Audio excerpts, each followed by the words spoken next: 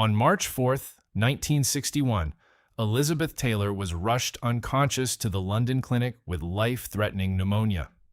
She was 29 years old and struggling to breathe. As doctors performed an emergency tracheotomy, reports began spreading that one of the most famous women in the world had died. The reports were wrong. Taylor survived, but the operation left a pale scar at the base of her throat, a permanent mark from the night the newspapers announced her death before her life was over. She wore it through 50 more years of films, marriages, affairs, scandals, charity work, and red carpets.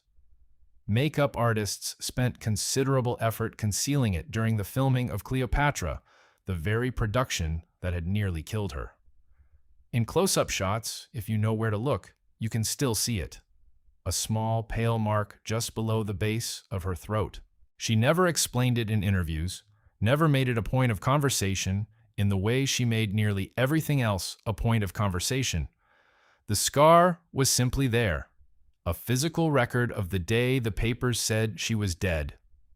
To understand what happened in that London clinic, and why it happened the way it did, you have to go back at least 18 months to a negotiation that redrew the terms of what a movie star could demand from a studio, and to a production that was already collapsing long before Taylor's body joined it in freefall.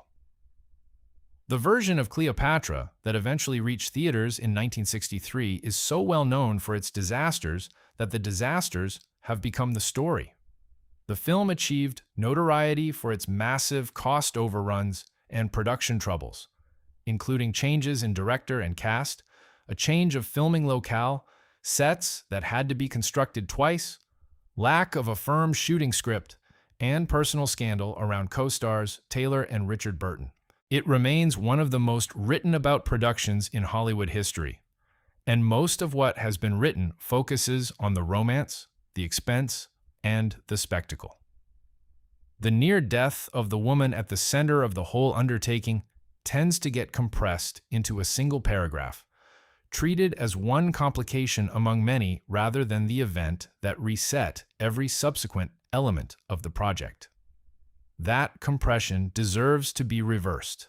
Walter Wanger identified Elizabeth Taylor as the ideal Cleopatra as early as 1951, after being impressed by her performance in A Place in the Sun, and formally offered her the role on September 1st, 1959. By that point, Taylor had been famous for 15 years, since National Velvet had made her a star at the age of 12, and she had spent the intervening decade becoming one of the most recognizable people on the planet. She had also, in that same decade, buried a husband. Mike Todd, her third, the one she would later describe as one of only 2 of her 7 husbands she truly loved, died in a plane crash in March 1958, less than a year after their daughter Liza was born. Taylor was 26. The loss reshaped her in ways that were not immediately visible on film or in photographs, but that would become dramatically, almost catastrophically apparent 3 years later in a London operating room. Taylor, then at the height of her fame following Butterfield 8, negotiated aggressively for the part of Cleopatra, demanding a record-breaking salary of $1 million, equivalent to about $7 million today, plus 10% of the gross profits, which was unprecedented for an actress at the time. She got what she asked for. The studio, 20th Century Fox, agreed because they believed that no one else could open the film they were trying to make. What they did not fully account for was the condition they were agreeing to put her in. Taylor did not want to appear in Butterfield 8, which she and husband Eddie Fisher called Butterball 4, and made the film only to fulfill a contractual obligation to Metro-Goldwyn-Mayer before being allowed to depart to 20th Century Fox to make Cleopatra. She despised the project with a clarity she was rarely diplomatic enough to conceal.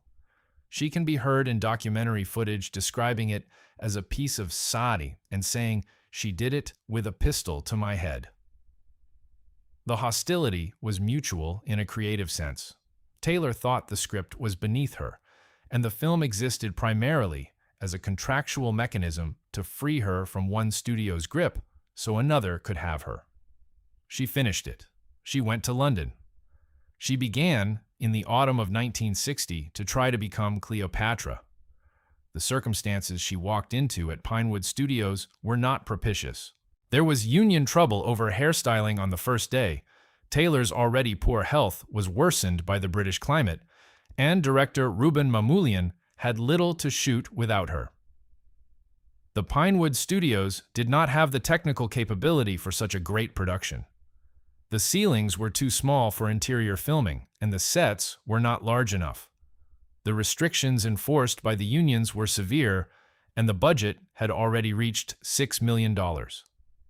The entire London phase was, in retrospect, a mistake from the planning stage. The local landscape wasn't even close to matching Rome or Egypt. But Pinewood Studios was a premier filmmaking facility, and a tax incentive called the Edie Levy made London attractive to the studio on paper. On paper is where it stayed attractive. In practice, the production was in trouble almost immediately. Taylor's health had never been robust. This is a fact that tends to get lost in the decades of photographs showing a woman of extraordinary physical presence. That body, those eyes, that jewelry. But she had dealt with serious illness and injury throughout her adult life. She arrived in England already compromised, and the English winter did the rest. During early filming at Pinewood Studios, the harsh weather conditions of the English winter brought on pneumonia for the fragile Elizabeth Taylor, where she eventually collapsed in her hotel room. What followed the collapse is where the medical details become both important and, in some accounts, slightly contested. The general outline is not in dispute. Taylor was rushed to a hospital, specifically the London Clinic, a private medical facility on Devonshire Place in Marylebone, with what her doctors initially described as a severe respiratory illness. It started as lung congestion, and by the time she got to the hospital, she was given a tracheotomy that helped her breathe. But a few days later, she slipped into the danger zone. The specific diagnosis that emerged was Staphylococcus pneumonia, one of the most virulent forms of bacterial pneumonia, capable of progressing from serious to fatal with alarming speed. A tracheotomy is a surgical procedure in which an incision is made in the front of the neck and a tube is inserted into the trachea to allow air to pass directly into the lungs, bypassing whatever obstruction or damage higher in the airway is preventing adequate breathing. It leaves a scar. The nature and permanence of the scar depend on many factors: the urgency of the procedure, the technique used, the aftercare, the patient's own healing.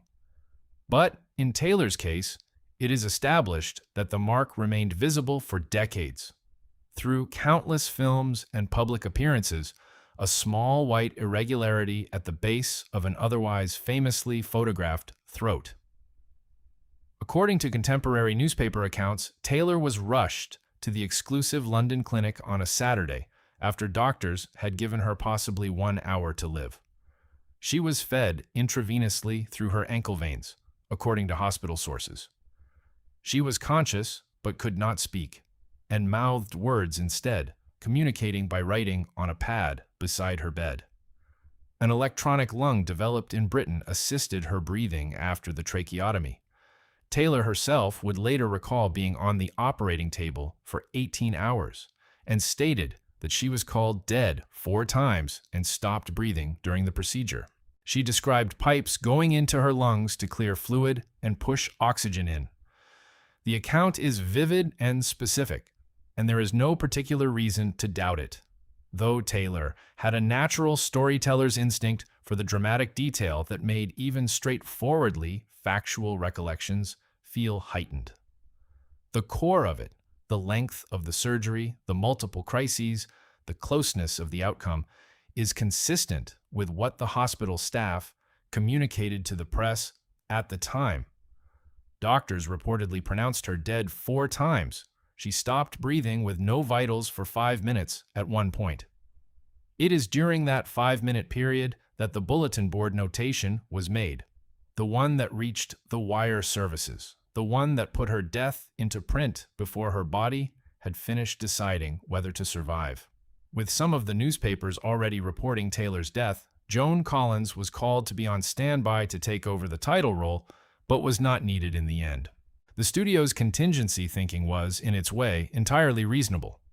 Cleopatra had cost Fox enormous sums before a single usable frame had been shot, and the production could not simply wait indefinitely on a performer whose survival was, for a period of hours, genuinely uncertain.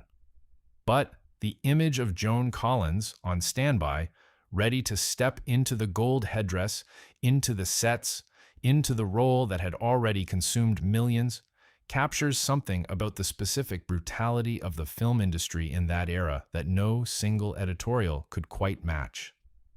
Eddie Fisher, Taylor's fourth husband, described her survival as fantastic, unbelievable, and a miracle. Dr. Carl H. Goldman, her physician, reported that she was holding her own and predicted recovery, but could not say how long it would take. The improvement was gradual. The crisis receded. Taylor lived. What she experienced during the period when her vitals were absent is something she didn't discuss publicly for more than 30 years. When she did finally speak about it, in a 1992 appearance on The Oprah Winfrey Show marking her 60th birthday, her description was precise and consistent across multiple subsequent retellings, which suggests either that it was a genuine memory of remarkable durability or that it had calcified through repetition into something that felt like one. She was pronounced dead 4 times, she told Winfrey. Once, she had no breathing and no vitals for 5 minutes. That was the time she had the near-death experience. When she had the out-of-body experience and could see the people working around her, she tried desperately to move an eyelid, a finger, something to let them know that she could hear them. She described floating into a tunnel and seeing other figures she recognized. The space was welcoming, like sun, white sun, and warmth, like being in liquid mercury, weightless. And then Mike Todd was there. Mike Todd was there. And I wanted to be with him more than anything in the world. He'd been dead about 3 years, and I was still mourning him. He said, "No, baby, you can't. It's not your time. You can't come over. You have to fight to go back." She wanted to stay. Todd told her she couldn't. He would be there, he said, but she needed to fight.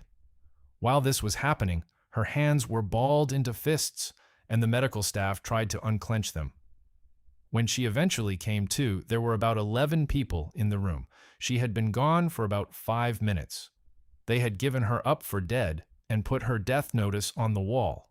She did not speak about this for a long time.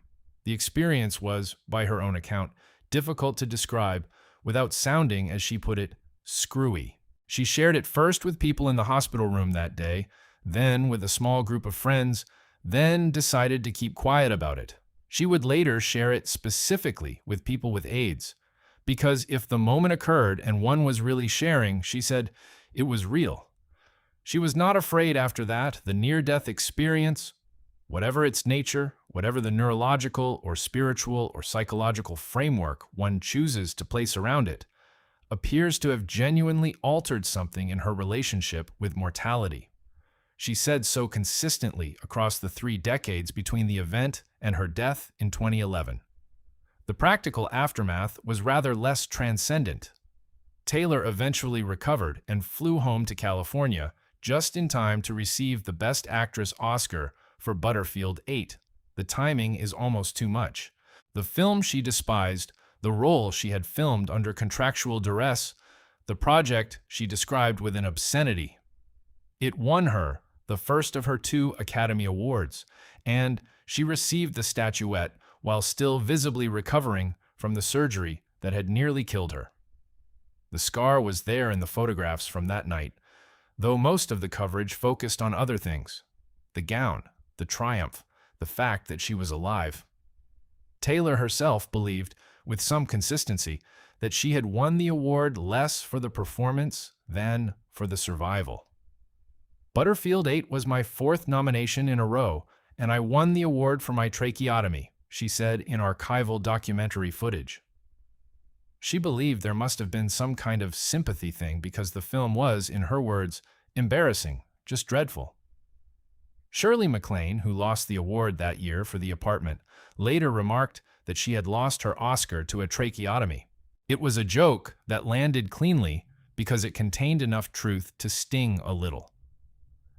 The question of whether Taylor's Academy Award reflected genuine recognition of her performance in Butterfield, or a wave of sympathy and relief from an industry that had briefly believed she was gone, is one that cannot be resolved with confidence. What is clear is that the two things, the performance and the near death, became inseparable in the public understanding of that Oscar night. The award and the scar were announced to the world at almost exactly the same moment.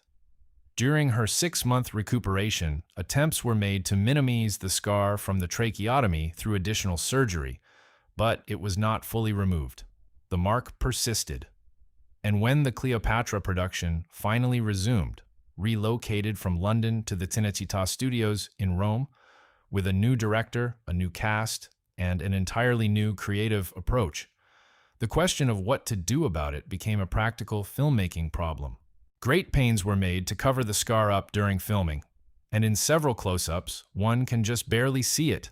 A small mark on Taylor's neck, visible beneath the elaborate makeup and costuming. The woman hired to play the most beautiful queen in ancient history carried a permanent reminder of the production's violence on her own body, and the production spent months trying to erase it. The London collapse also changed the shape of the film in ways that extended far beyond the scar. The setback held up the shoot for months, necessitating relocation to the hot climate of Cinecittà Studios in Rome. Co-stars Peter Finch and Stephen Boyd were replaced with Rex Harrison and Richard Burton. Lacking a workable screenplay, the producers brought in Joseph L. Mankiewicz, a 4-time Oscar winner and a late choice to save the project, to replace Ruben Mamoulian.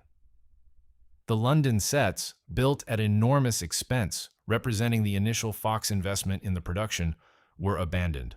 The money spent on them was simply written off.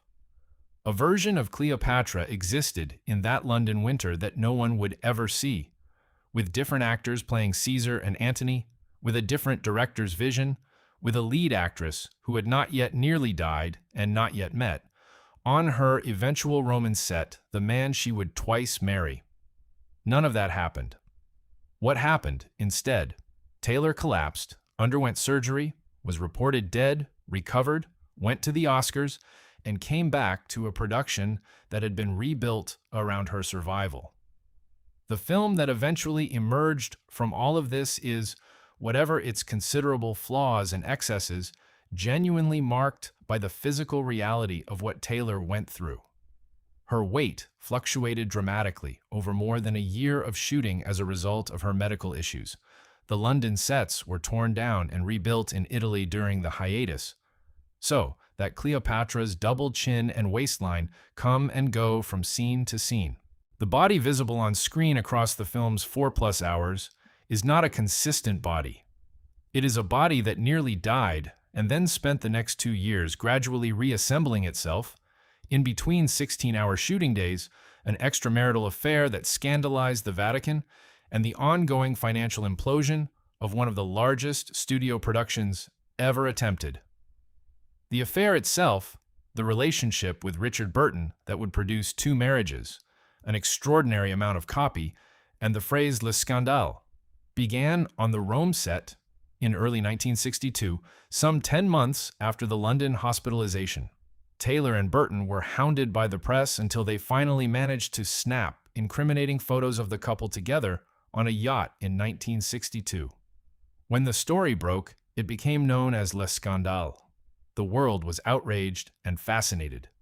Even the Pope weighed in and condemned Taylor's moral conduct. It is tempting, and perhaps not entirely wrong, to wonder whether the near-death experience in London had altered Taylor's relationship to risk. Whether a woman who had floated through a tunnel and spoken to her dead husband might approach questions of scandal and consequence somewhat differently than a woman who had not. She said the experience removed her fear of death. What removal of that particular fear does to one's tolerance for other forms of danger is harder to measure. Burton himself, in the months before their affair began, had reportedly been struck by the scale of her fame in a way that even a man of his own considerable celebrity found startling. When Richard Burton first took up with his co-star in Cleopatra, he claimed to be astonished at how famous she was. "She knocked Khrushchev off the bloody front page," he said. The fame he was describing had been built across 15 years of film work, but it had been concentrated and intensified in the winter of 1961, when her potential death had dominated newspaper front pages in a way that even the most successful film performance rarely achieves. The world had been prepared, very briefly, to lose her. Having not lost her, it paid even closer attention. The Cleopatra that premiered in June 1963 was, in purely financial terms, both a catastrophe and a success simultaneously. Despite going on to become the highest-grossing film of 1963 at $57 million, it initially lost money when marketing and other costs were factored in. It received 9 Academy Award nominations, including Best Picture, and won 4: Best Art Direction, Best Cinematography, Best Visual Effects, and Best Costume Design. It was and remains the kind of film that defeats simple summary. Too long, too expensive, too tangled in its own production history to be evaluated cleanly as either art or commerce. What it is, among other things, is the surviving record of a project that came very close to not existing at all, because the woman essential to its existence came very close to ceasing to exist herself. The newspapers that reported Taylor's death in March 1961 were not simply wrong in a technical, premature obit sense. They were responding to something real. A period of genuine medical uncertainty during which the outcome was not known, and the bulletin board said what it said. The wire service that transmitted the news did not fabricate it. Someone in or near the hospital had communicated it, probably in the chaos of a long surgery with multiple crisis points. The papers that printed it were acting on what they believed to be reliable information. What they were reporting was a real 5-minute window during which Elizabeth Taylor had, by any measurable clinical standard, died. That she did not stay dead, that she came back, that she fought her way back as her dead husband instructed her to, that she went on to collect an Oscar and film an epic and conduct one of the most observed love affairs of the 20th century, does not retroactively make the newspaper reports wrong in the way that a simple error would be wrong. It makes them documents of a moment rather than announcements of a fact. The fact, it turned out, was that she survived. But the moment was real. She read her own obituaries because the media had thought she was dead. She mentioned this on more than one occasion, always in the particular tone of someone who found the experience instructive rather than upsetting. The obituaries were, by most accounts, genuinely well written. A publication once described them as the best premature obituaries ever written, because Taylor was exactly the kind of figure whose life invited the long-form retrospective treatment even before it ended. She had been famous long enough and eventfully enough that a retrospective of any length would have had abundant material. The tragedy of Mike Todd, the Oscar nominations, the marriages, the beauty that had been remarked upon since she was a child. Any obit desk editor handed the task of writing her tribute in the winter of 1961 had more than enough to fill the space. She was 29. She had already lived, by any ordinary measure, several full lives' worth of public event. After the London hospitalization, after Rome and the affair and the completed film and the marriage to Burton, Taylor's relationship with illness remained ongoing and sometimes severe. She and her body had an arrangement that was never quite stable. She underwent back surgery. She dealt with chronic pain that was connected to earlier injuries sustained on film sets. She was hospitalized for pneumonia again in 1990, almost 30 years after the London crisis, and survived that too. She had a long history of ill health and was being treated for symptoms of congestive heart failure in her final years. The body that had resisted death in London in 1961 resisted it again and again across the following 5 decades until it no longer could. She died on March 23, 2011, at the age of 79, in Los Angeles from congestive heart failure. Her 4 children were with her. The scar on her throat was with her too, wherever she went and in whatever she wore. In Cleopatra, in Who's Afraid of Virginia Woolf, in the photographs taken at charity events and film premieres across the 1970s and 1980s. In the later years, when she was rarely photographed without some dramatic piece of jewelry placed in precisely the right location. The scar was always beneath it, a small permanent register of the night the wires said she was gone.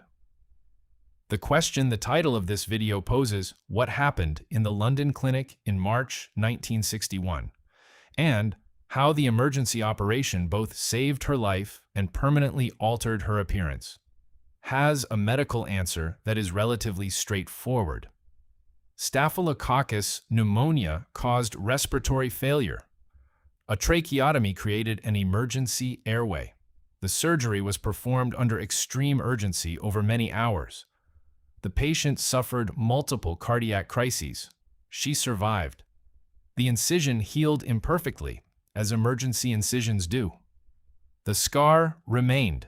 But there is also the question of what happened to Elizabeth Taylor's understanding of herself during those 5 minutes without vitals. And that question has a different kind of answer. One she arrived at slowly, kept private for 3 decades, and then shared on television in 1992 with the matter-of-fact confidence of someone reporting something she knew to be true, whether or not it could be verified. She was above herself. She saw them working. She floated into a tunnel. Mike Todd was there. He told her to go back, and she went back. She didn't talk about it for years because it sounded screwy.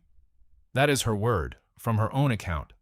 And it is worth preserving rather than replacing with something more formal, because the whole episode resists formality. A woman nearly died during the making of a film about ancient Egypt. A newspaper said she had died. She came back. She read her own obituaries. She wore the scar for 50 years. She met her dead husband in a tunnel of white light and was told by him that she had more work to do. Whatever one makes of the near-death experience itself, as neurological event, as grief-inflected hallucination, as something else entirely, the practical consequence is that she returned. The film got made, the affair happened, the marriages happened. The second Oscar happened. The activism around AIDS in the 1980s happened. The fundraising, the advocacy, the refusal to look away from an epidemic that much of her industry preferred to ignore. All of it happened because, in a London operating room in March 1961, a bulletin board that said she was dead turned out to be wrong. The scar, she never fully explained, was the proof of how close the board had come to being right.